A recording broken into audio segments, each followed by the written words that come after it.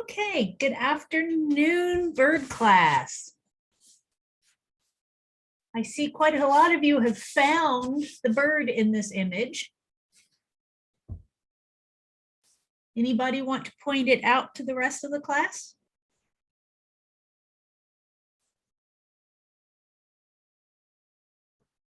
In the middle, yeah?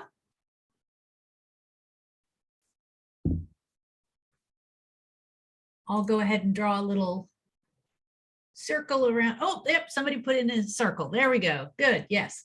The bird is right here in the middle. There's a beak, his eyes closed, tail, wing. Yep, good job, guys. Was that harder or easier than finding lizards?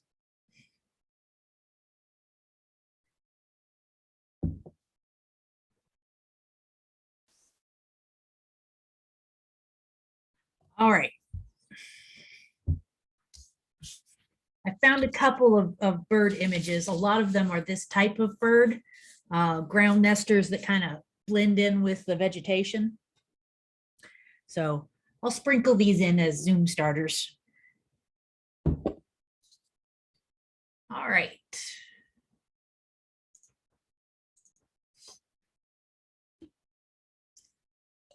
Usual announcements. We've got a quiz and some short answer questions that are due Sunday before midnight. This week, we have project topic requests due. Oh, no, March 27th, a month from now. So we've got plenty of time. Mary, go ahead. I was wondering when you were going to grade any of our assignments. Yes, you've got a good point. I am running a bit behind with grading. I'm hoping to get some done tomorrow. And this class is at the top of the list because it's the one that's been neglected the most, unfortunately. What if you don't have any idea? Well, you've got a month to keep thinking about it.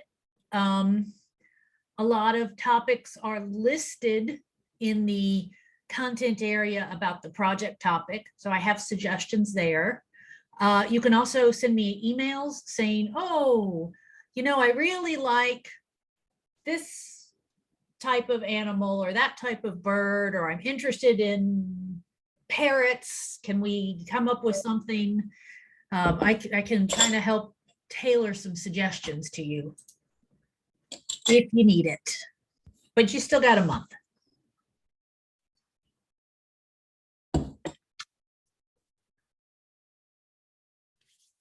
Okay, last time we were talking about ratites, and we're going to continue talking about ratites with a major focus on the ones that are very different from other types of birds out there. And that's really why I wanted to address this group of birds, because the stuff we cover in lecture applies to a lot of species out there. Lots and lots of species have very similar lifestyles, but the ratites are different. And this gives you a glimpse into some of the diversity that's out there. This is the cassowary. There are 3 species of these found in Australia, Indonesia, and islands kind of around that area. Although whether they're 3 separate species or one species that's got a lot of diversity, some people disagree about that. They certainly look like they're different species. This is the Australian one. And these guys are found in Australia, and they're similar in height to an emu. So remember, emus are 5 to 6 feet tall. Cassowaries are about 5 feet tall, but they're heavy. So emus weigh between 100, 150 pounds. These guys are going to be 150 and up. So they're quite a bit heavier than emus. when we look at this bird, this looks like a dinosaur, right? And look at these legs. Big feet and legs. What do you think it's going to do if it's trying to defend itself?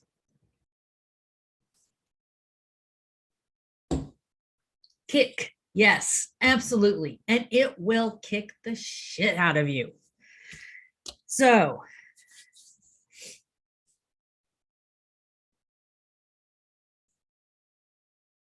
when provoked,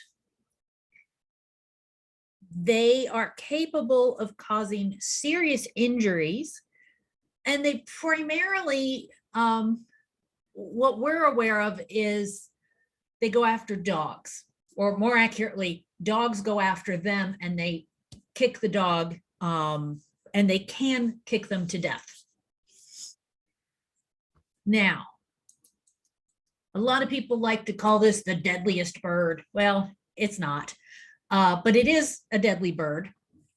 There have been 2 confirmed human casualties. One was in 1926.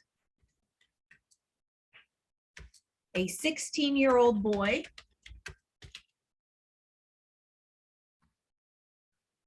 which tells you a lot right there, decided he was going to kill a cassowary with a club.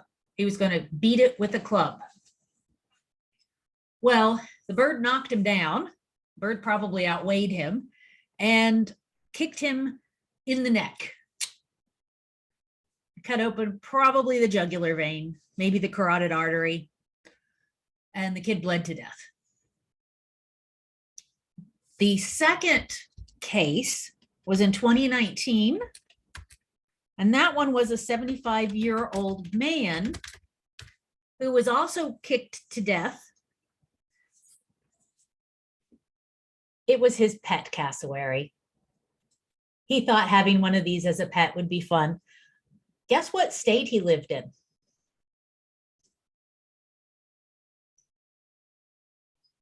Yep, Florida. Absolutely. It's either Florida or Texas if it's a bizarre exotic animal story. So he apparently fell in the pen, and the cassowary said, "I've had enough of you." Even so, live cassowaries have been traded for thousands of years. And when we talk about all of the different native populations on different islands, we don't know which islands they have occurred on naturally versus which ones they've been either released onto by people or escaped from captivity. So there's a lot that we don't know about these. They're not a well-studied species. Now, while ostriches are bigger and they can do a lot more damage, and emus are much more common in captivity, cassowaries are more aggressive than either of the others that we've talked about here. So they are a relatively aggressive bird, and they are highly territorial.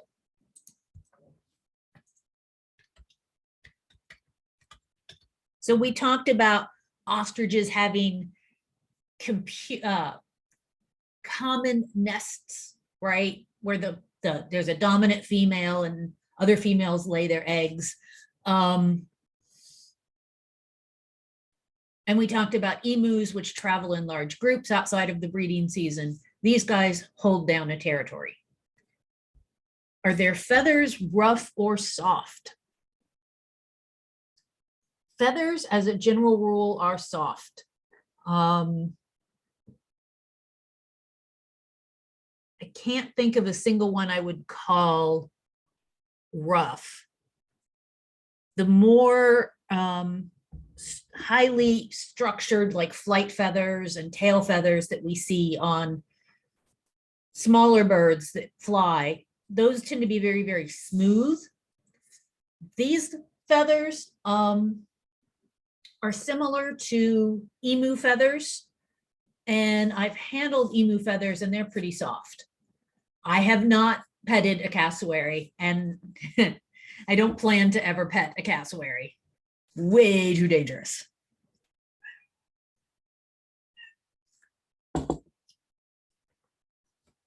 Notice this big structure on the head.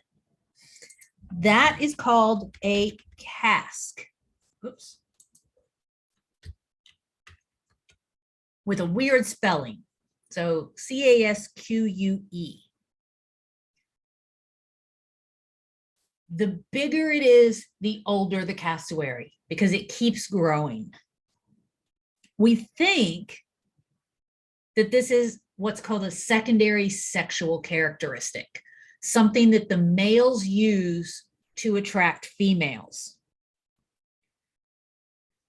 These birds do make calls, but they're what's considered a low frequency call, which means humans can't hear it. But we think that this acts as a resonating chamber to make the sound deeper and louder. Would their feathers be similar to turkey feathers? No.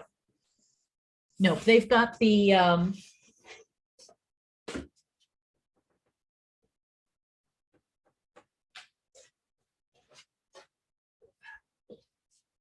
feathers like this.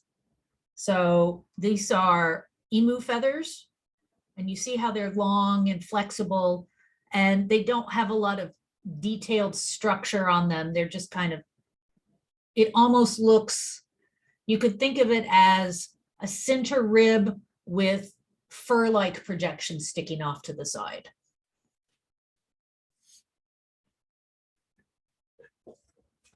Turkey feathers, of course, are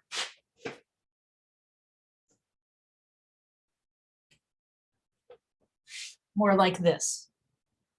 Lots of structure, very tightly connected little barbules here.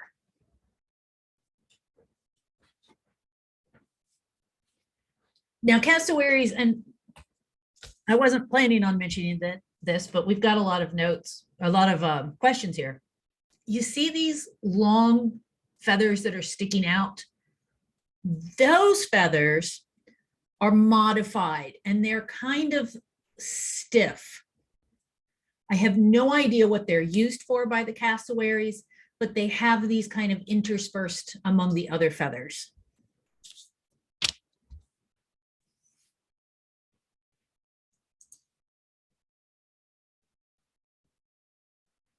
I've got a picture. I think I showed you the picture of the cassowary foot that somebody was holding.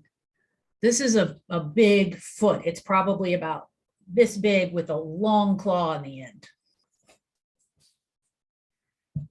Unlike the raytites we've been talking about, these animals live in dense, wet forests. And they are capable of swimming. So they can swim.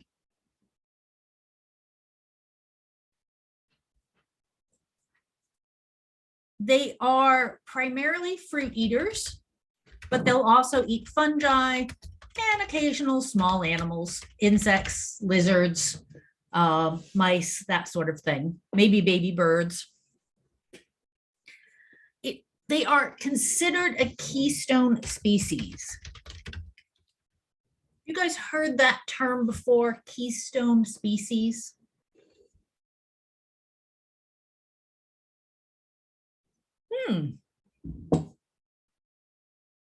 All right, a lot of you haven't. Great. So a keystone species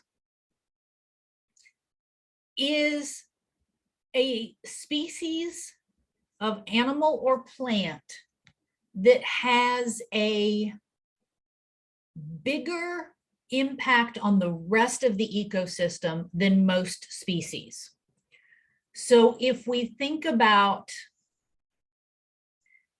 New England forests, there are deer, coyote, raccoons, possums. They all play a role in the ecosystem. None of them would be considered a keystone species, because if you eliminated any one of them, the others would, kind of continue on.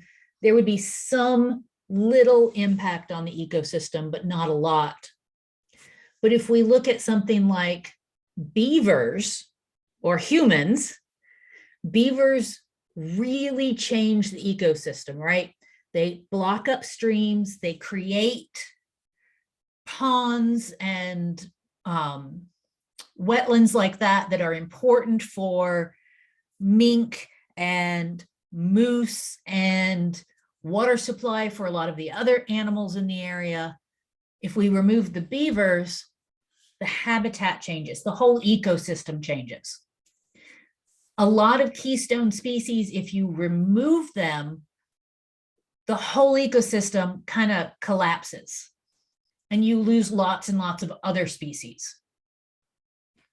If you removed the deer from New England forests, then coyote populations might go down. Yeah, wolves are often a keystone species, yeah. So if you remove deer, the coyote species might go down. If you remove raccoons, I don't know that there would be much effect on any other species. But if you remove a cassowary, if you remove that species, that would change the entire ecosystem. One of the things that is so important about these guys is that they are fruit eaters. So they eat fruit, and the seeds, they swallow the seeds. The seeds go through the digestive tract, and then the cassowary deposits the seeds in another part of the forest in a nice big pile of fertilizer. You guys get what I'm saying here, I'm sure. So they are seed dispersers. And a lot of seeds that are dispersed this way have to be, they're designed to be tough enough to survive going through the reproductive system of this bird. So that means that in order for them to grow, they have to go through the ecosystem of this bird. If the fruit rotted on the ground, chances are a lot of the plants that the cassowary usually consumes, a lot of them wouldn't be able to produce offspring. The seeds would not sprout. And so you'd see differences in the types of plants. And when you start seeing differences in the types of plants, the whole ecosystem will change. So that's kind of the explanation of a keystone species.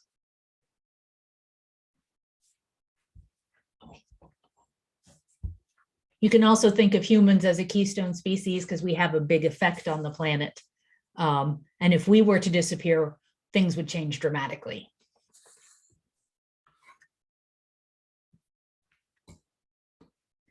All right.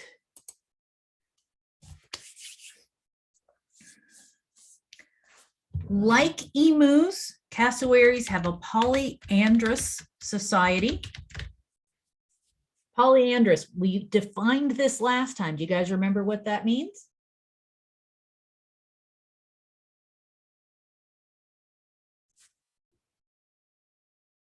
Maybe not.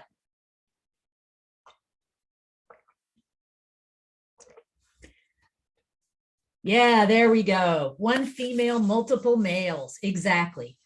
Poly means many, androus, A-N-D-R, that refers to male. So multiple males. So the male is responsible for raising the chicks.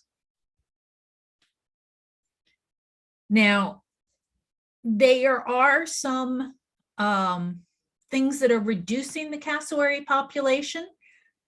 They're not considered at risk of extinction at this point, but they are suffering from habitat loss.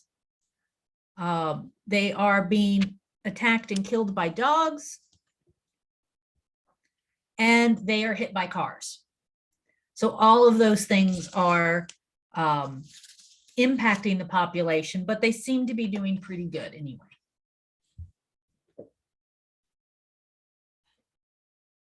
Any questions on these guys? Nope.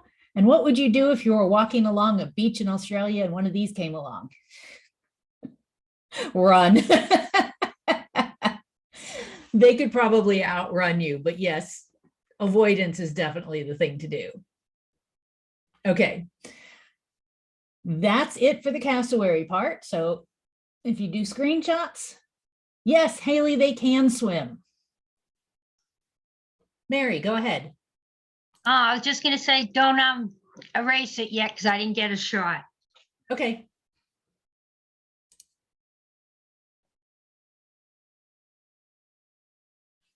All right, here we go.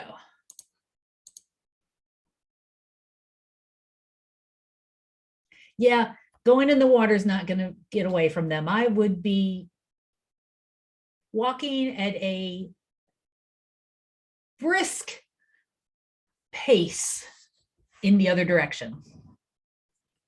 You guys are going to work with animals. Some of you might work with exotic animals. As a general rule, never run. Never run. You can't outrun animals. Can they climb? No. So if you climb a tree, you're good. They can't fly either.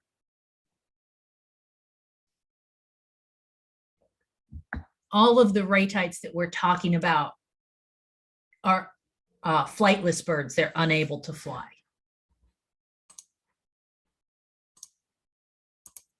You guys know what these guys are? Kiwi. Yes, this is a kiwi. Kiwis are small, well, small for a ratite, and they are flightless. They are resident of New Zealand. They're really a strange bird. They eat soil insects and worms. And so if you're looking for insects in the soil, are your eyes going to help? Do you need good vision? No, they have poor vision, but they have excellent sense of smell. So they actually can smell the insects under the soil. Unlike most birds whose nostrils are up here, the kiwi's nostrils are at the end of the beak. And they can push that beak into the soil to grab the insects. The other thing that kiwis are really known for is the size of the egg. Look at how big that egg is. The egg can be up to 20% of the female's body weight. So let's think about this. If you weigh 140 pounds,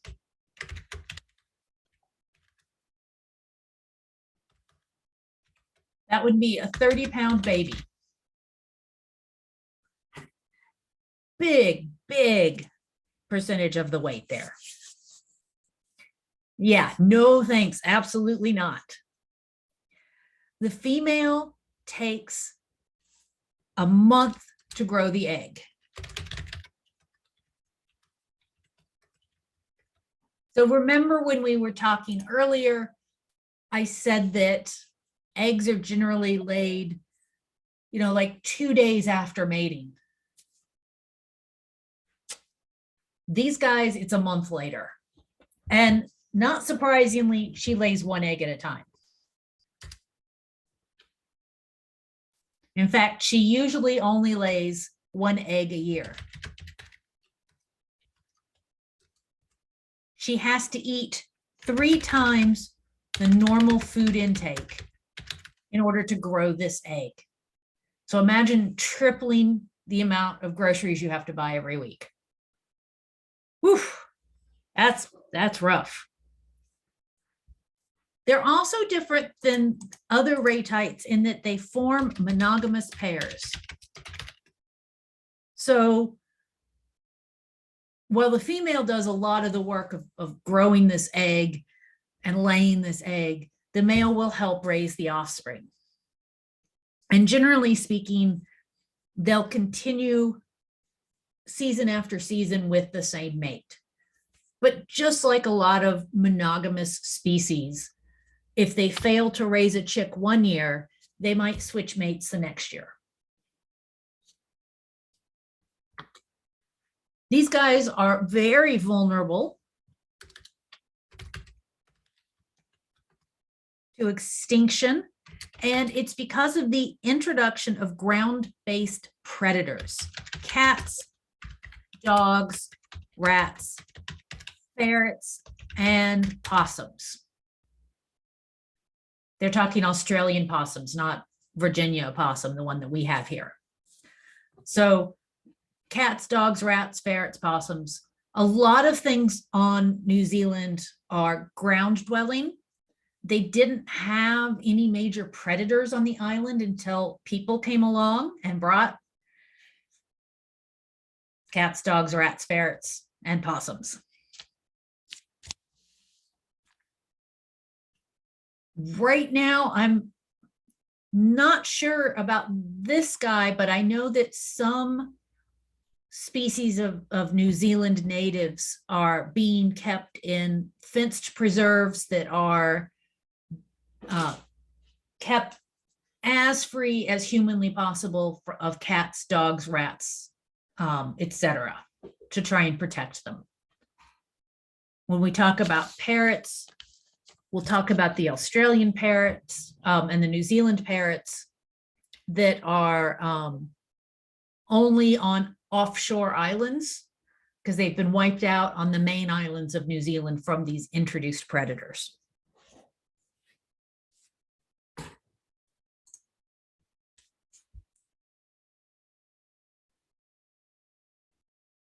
Okay, Fiona says she can't hear me. How's my volume for everyone else? Okay, good. Thanks for letting me know. All right, screenshot time.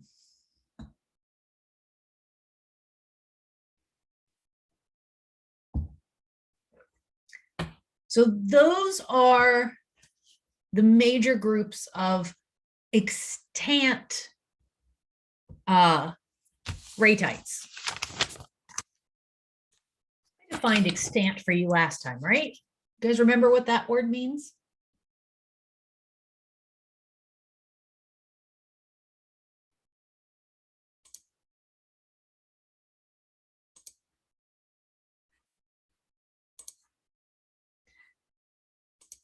Okay. I'm going to assume that's a no. Extant, still living. Extinct, no members of a species left. Extirpated. I may have mentioned this in another one of my classes. Extirpated means while still extant, they have been lost in a specific area they used to occur. So mountain lions and wolves used to be found in Massachusetts, but they've both been extirpated. Neither one is extinct, they're still extant. So I wanted to talk very, very briefly about the moa and the elephant bird, two relatively recently extinct species.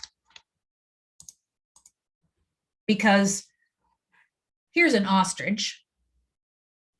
These are to scale. Here's the kiwi, the cassowary, the emu, the ostrich, and wait a minute, these things are even bigger, aren't they? Massive birds. So the moa were giant flightless ratites that were found in New Zealand up to around 1300, which was when Polynesians settled the area. Polynesians should be capitalized. The largest of these reached 12 feet and probably weighed around 500 pounds. It's estimated that these guys were driven to extinction in less than 100 years.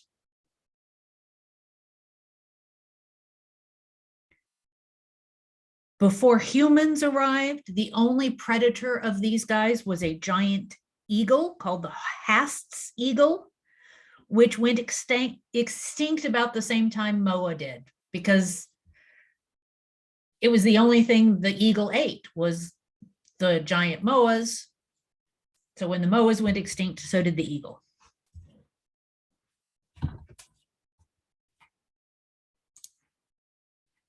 That wasn't the biggest one. The biggest one was the elephant bird, which was in Madagascar. Now, it's not sure exactly when that one went extinct. There are claims of sightings into the 1800s. They probably went extinct long before that. In fact, it probably was more around the year 1000 based on radiocarbon dating, but they've persisted in folk memory. So people passed on stories of these birds from one generation to the next. Now, despite this image, the elephant bird was a little smaller than the biggest moa.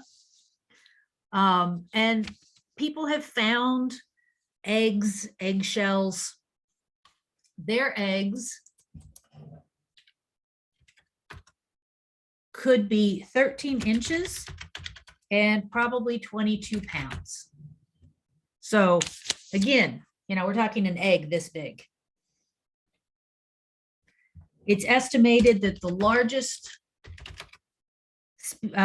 elephant birds could reach over 1,600 pounds.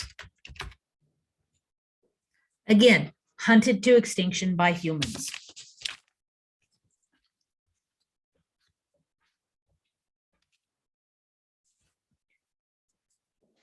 All right, I just wanted to mention these last two species because they're just freaking amazing, right? It's just amazing to think of birds that big, a 1,000-pound bird.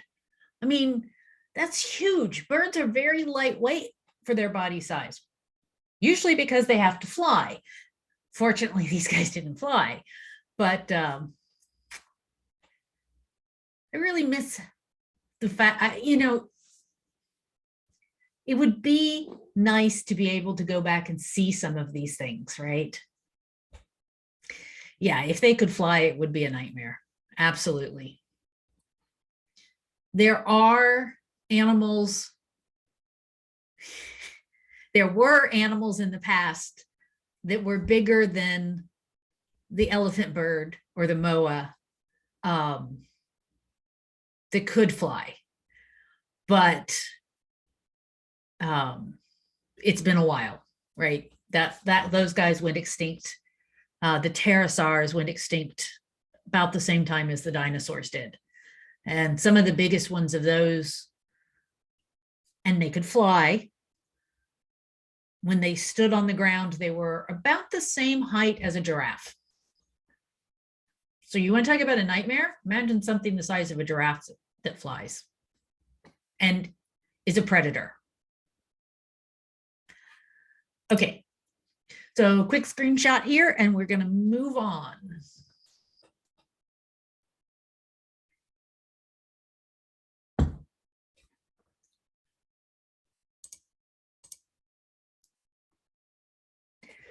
Okay, so now we're going to go on and we're going to talk a little bit about genetics. So genetics is the study of how traits are passed from parent to offspring. And if you want to breed dogs or birds or fish or anything, you need to know something about genetics.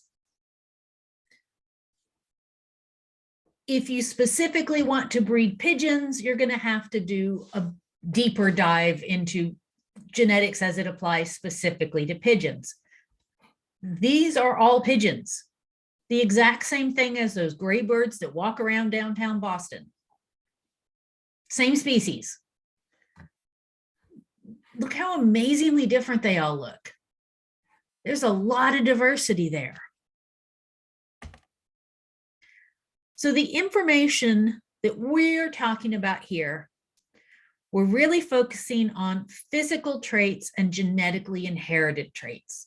So there are, I mean, we all have traits that weren't genetically inherited. Fondness for maybe a particular type of food or a particular type of music or something like that. And we can kind of get those from our parents. We're talking about things that are genetic. They're inborn in your genes. All right. So genes are basically instructions. They determine traits or characteristics. So you have instructions for how to make pigment for your hair or your eyes. You have instructions for how to make muscles. You have instructions for how to make digestive enzymes. And you inherit those. So can you consume dairy products as an adult? That's an inherited trait. We can all consume dairy products. Well, not all. Most of us can consume dairy products as kids, but as an adult, lots of people lose that ability. And that is information in your genes. These genes are found on chromosomes. In vertebrates, so bony animals, the fishes, the reptiles, the amphibians, the birds, the mammals, we generally have 2 copies of each type of chromosome. So this is a microscopic picture of chromosomes from a bird, and they don't exist like this in your cells. These were literally, they took a photograph and they cut out the different chromosomes and lined them up. So you can see this chromosome and this chromosome, that's the same type of chromosome. And you have 2 copies of it. Each copy has the same genes in the same order. So these 2 chromosomes have the same genes in the same order. These 2 chromosomes will have a different set of genes compared to these 2. But this one and this one will have the same genes in the same order. We number them. 1 is the largest, and then 2 is the second largest, and 3 is the third largest. Are we following along so far? This may ring some distant bells in the past from Bio 100 or 101. Okay. Now, the number of chromosomes is different by species. So when we describe the number of chromosomes, we can describe them as pairs or total. So what do I mean here? Chickens have 39 pair of chromosomes. Or you can say chickens have 78 chromosomes. It's the same thing. Each pair are the two different copies of the same type of chromosome. And of course, humans, 23 pairs or 46 chromosomes.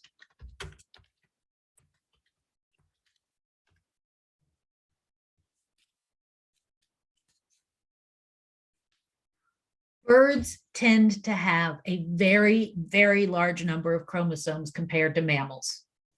And a lot of the chromosomes are teeny tiny. These black dots, those are more chromosomes. So there are some things about their genetics that's quite a bit different than mammal genetics. But we're really going to focus in on how traits are inherited and that sort of focus, rather than going into the details of all of these little different chromosomes and all of the weird stuff that's involved there.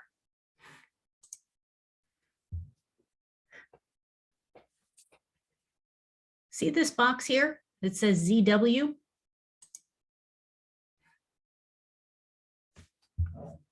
Birds' sex determination is genetic. Not all animals are genetic, or there are species where sex determination is not genetic.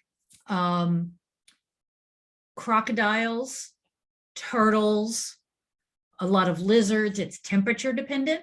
So what temperature the eggs are at determines whether they hatch into male or female. In birds, it's a ZW chromosome arrangement. ZW is a female bird, ZZ is a male bird. Notice this is different than humans, where we're XY is male and XX is female. We're going to get into this a little bit later. Okay, good time for a screenshot.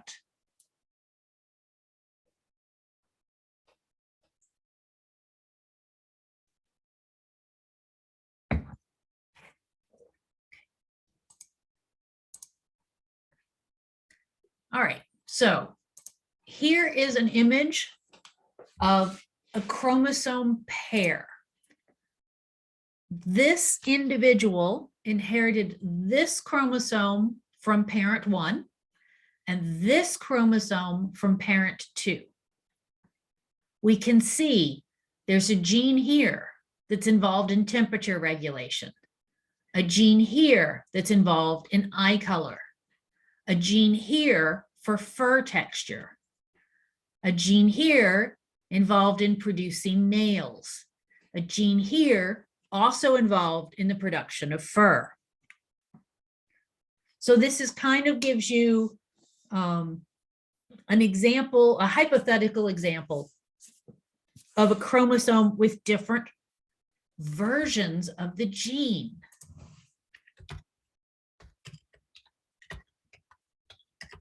So different versions of a gene.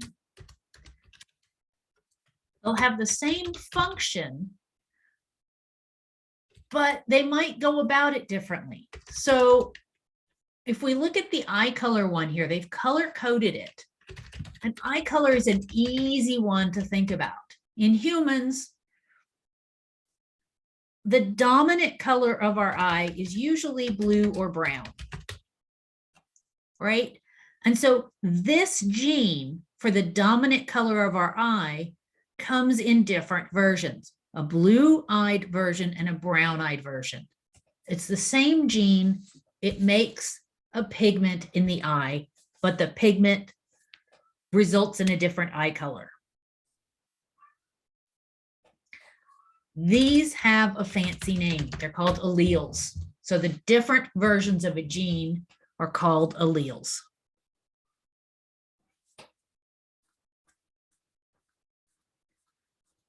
We inherit one copy of each chromosome from the mother and one from the father. Which one gets passed along is totally random. So if this offspring breeds, whether their offspring gets this chromosome or this one is absolutely random. There's no, and if we go on to chromosome, the next chromosome, it's kind of the same story. So if you got one copy of chromosome 1 that came from your paternal grandfather, that has no effect on which copy of chromosome 2 you get from your dad. So your dad gave you chromosome 1 that he got from his father, but there's no effect on whether he'll pass on chromosome 2 from his father or from his mother, and so on and so forth. Is this clear?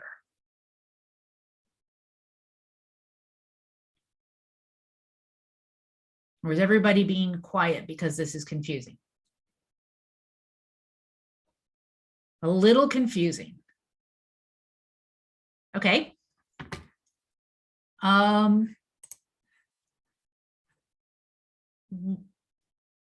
Yeah, it can be a little confusing. Mostly, yes.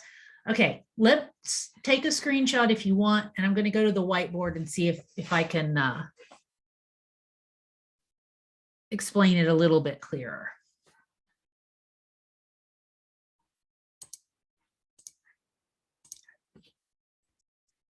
All right. I'm going to draw some chromosomes. So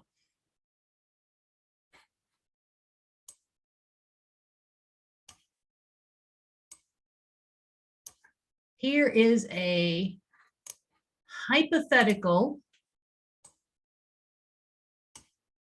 3-chromosome person. And we're going to say this is dad. And dad got the blue chromosome from his father. And dad got, oops, the red chromosome from his mother, right? Everybody gets one copy from each. So dad decides he's going to have a kid.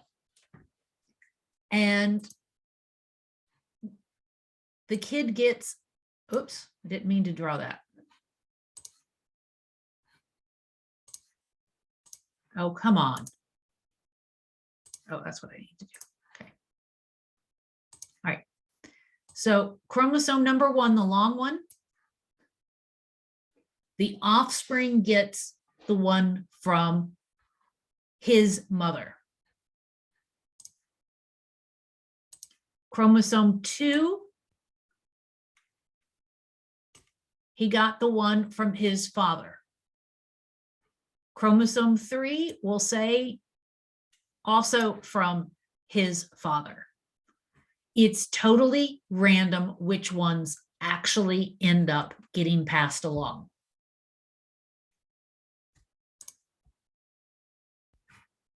If dad was the only child of his parents and he has one child and these are the chromosomes, that means this chromosome that he inherited from his father is not getting passed on. And this chromosome that he inherited from his mother, he's not passing on. So you may or may not have any genes from your grandparents. It's likely that you have genes from all of your grandparents, but the further back in time, the less likely it is that you actually have genes from any individual in your ancestry.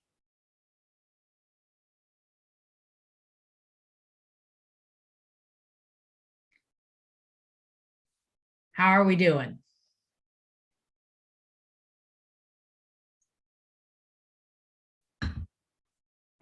Okay, good. Good-ish. I'll take it. All right, so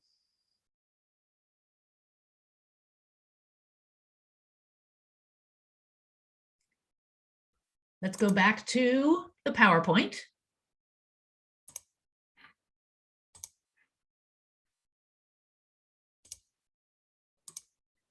We've got some terminology. If you have two copies of a gene with the same allele, we call that homozygous. Homo means same. So if we're talking about the eye color, if these were both blue, then that would be homozygous for blue eyes. If the two copies of a gene are different alleles, different versions, we call that heterozygous. Hetero means different. Blue eye, brown eye, this is a heterozygous. They're different.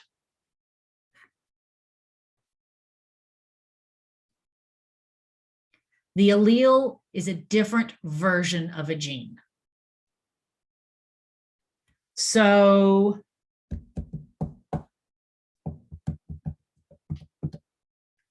let me see what I can.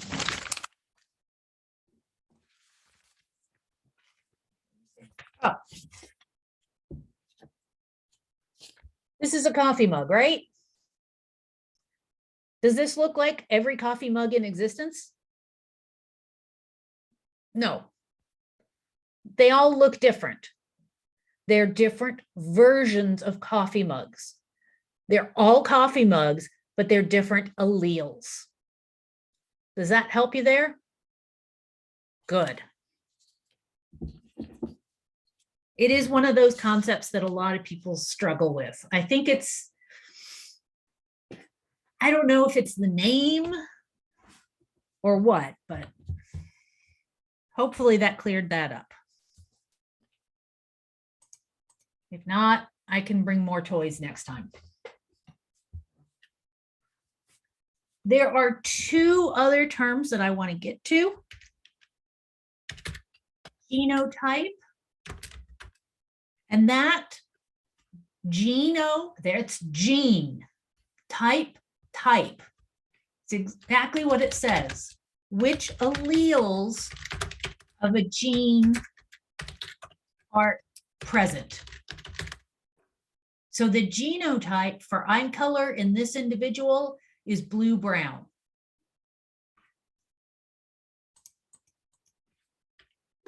And the phenotype, again, we're going with type, that is the physical presentation of the gene. What is actually going on? So the physical color or texture or blood type. Genotype is what's in the genes. Phenotype is the physical body. These four words are very important.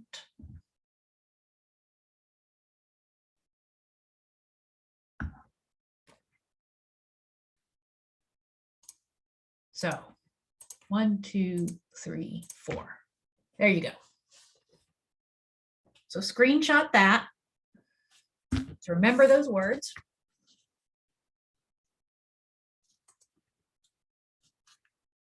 So what I'm going to do now is we're going to talk about several ways genes are and phenotypes interact and how genes are passed on.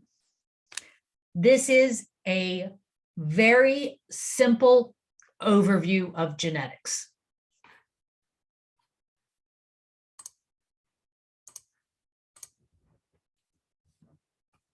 All right, this is the one you've probably heard about.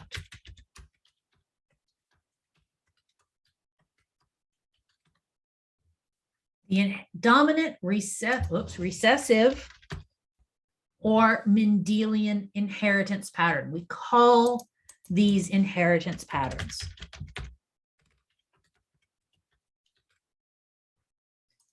What this means is that one allele is dominant. If you have one copy of that allele, you will have the associated phenotype. So with this one, these are colors in budgies, and a capital G indicates a green budgie. So this budgie is green. He's got 2 copies of the green allele. This budgie is also green. He's heterozygous. He has 1 copy of the green allele and 1 copy of this allele, which actually results in blue. But you don't see the blue, you only see the green. This one's also heterozygous, also green. This last one is blue. It does not have a copy of the green allele. It's got 2 copies of the blue version of this gene.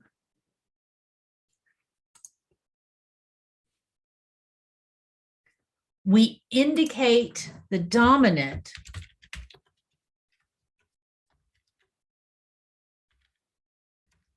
with a capital letter. The other allele is recessive only shows up if both copies of the gene are the recessive allele or version. So it must be homozygous.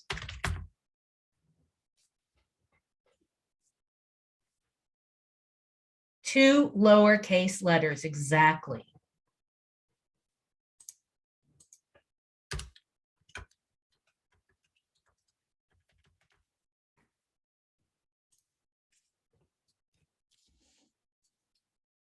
All right, I keep asking how everyone's doing because I know this is complicated stuff.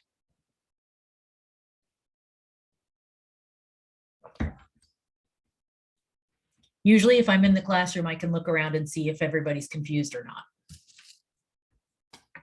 Doing good. Okay. Thank you, guys. So have you seen one of these square things before? Yeah.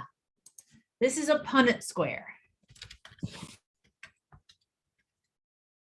And it is a way of looking at inheritance. So on this side of the Punnett square, you have the alleles of one parent. So this parent that's represented on this side of this Punnett square, their alleles, they have one G, capital G, green allele, and one lowercase blue allele. And up here at the top, this is the other parent. And their genotype is also capital G, lowercase g. So we put one allele on each row, and then one allele from this parent on each column. This box is the intersection of this column and this row. So we write this allele in this box because it's this row, and this allele also in this box because it's this column. So that shows you 4 possible outcomes for your offspring.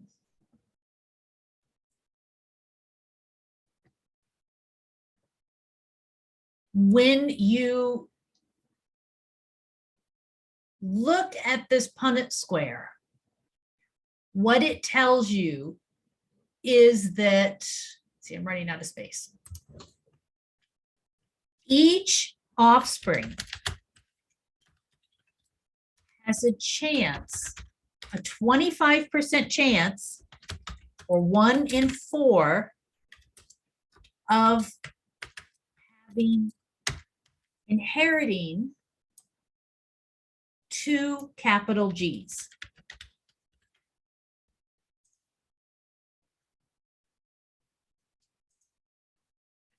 Each offspring has a 25% chance, or 1 in 4, of inheriting 2 versions of the blue allele.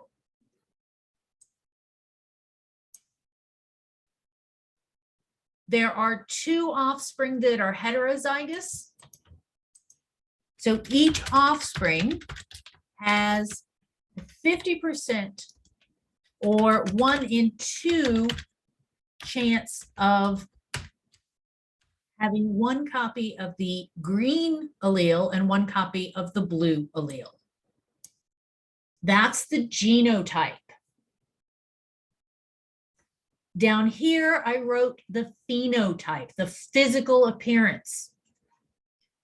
And we can see that there are 3 possibilities for green and 1 possibility for blue. So each offspring has a 75% or 3 in 4 chance of green color, and 25% or 1 in 4 chance of being blue.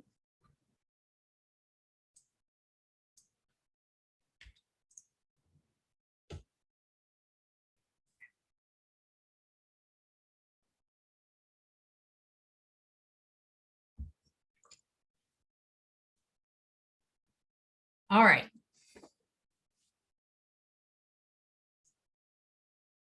This is probably what you've probably been exposed to this concept before. It's the most common way that people start the discussion on genetics because it's relatively easy to understand, and a lot of people like doing Punnett squares. All right, screenshot.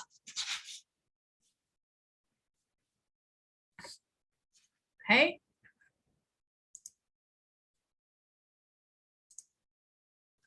Now, we're going to take it a step further.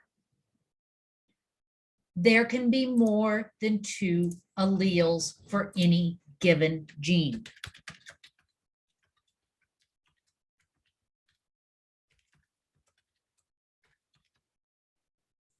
In fact, a lot of genes have more than 2 alleles. It's unusual to just have 2.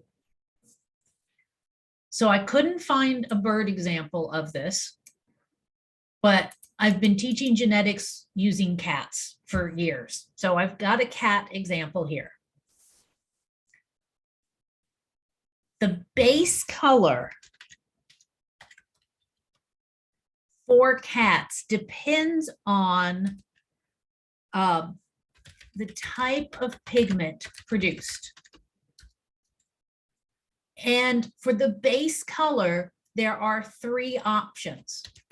There's the capital B, or the black allele, the lowercase b, or the brown allele, and the B prime, which is the cinnamon allele. So black cat, brown cat, very dark, but not quite black. Or you might say this is kind of a brownish black. And then this would be a cinnamon color, the lightest version. Same gene, 3 versions. Black in this case is dominant over everything. That's why it's the uppercase allele. It doesn't matter what the second allele is, whether it's black, brown, or cinnamon. If they have one black allele, the cat is going to be black. The brown color, while it's hidden by black, if you have a black allele, it's dominant over cinnamon. What do I mean by prime? This little apostrophe here, we call that a prime.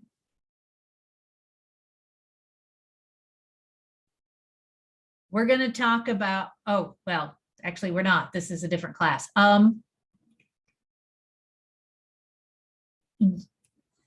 When you talk about puppies and kittens and animals that have a large number of offspring,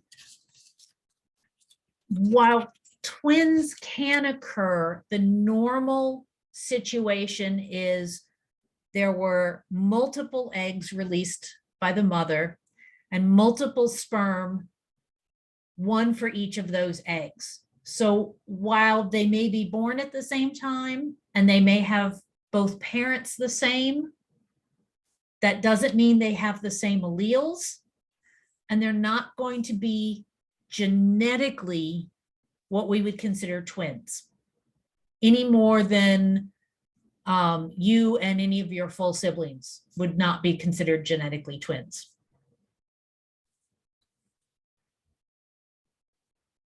Okay, so the only way to get a cinnamon coat is to have 2 copies of the recessive cinnamon allele.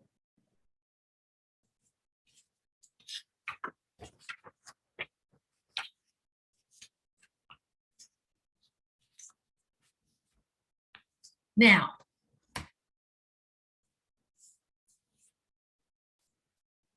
you guys are familiar with cats. Are these the only colors for cats? No, it's not. Oh, I think we're going to run out of time, but we're getting there. We're getting there. Quick screenshot if you want one. This is just the concept here that you can have more than 2 alleles. Mary, the prime, I mentioned it a few minutes ago. It's that apostrophe. Yep. Yeah, but what does that mean? That means it's a different allele. Oh, Yeah, you're using the same letter for all the alleles of the gene, but when you have 3 alleles, you have to indicate them somehow.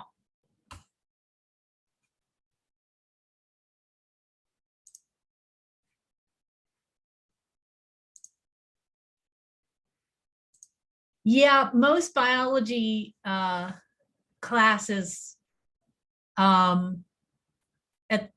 in high school or freshman level biology classes like Bio 101 or 100 don't go into this kind of depth with genetics. Yeah, I'm not surprised you didn't get it. I think I'm the only one who teaches bio at North Shore who goes into this much detail.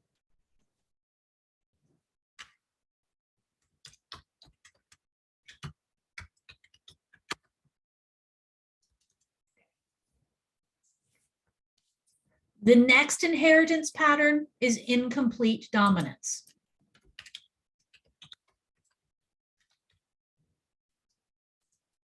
So, what does this sound like to you?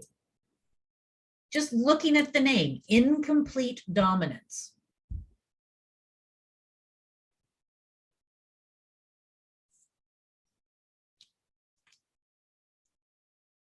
No guesses. It is exactly what it says. You have two different alleles, partially dominant. Yeah, thank you, Jessica. Non-dominant traits, yes. That's another way to put it. So you have two different alleles that result in a blended phenotype. So this chicken, one of the genes that is involved in color in chickens, one of the base color genes can be black or white. But when you're heterozygous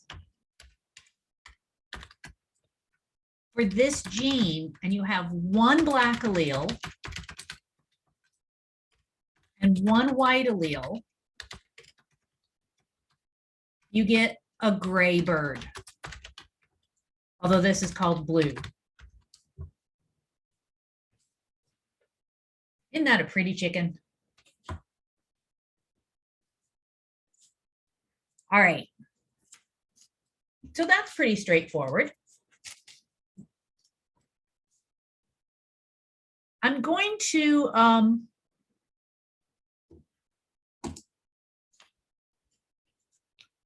call it to a stop here. But I want to mention, because I started us thinking about all of the different colors in cats.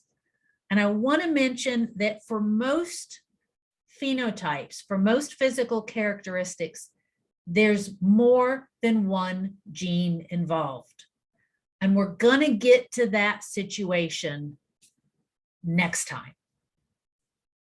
Are there any questions before we wrap this up?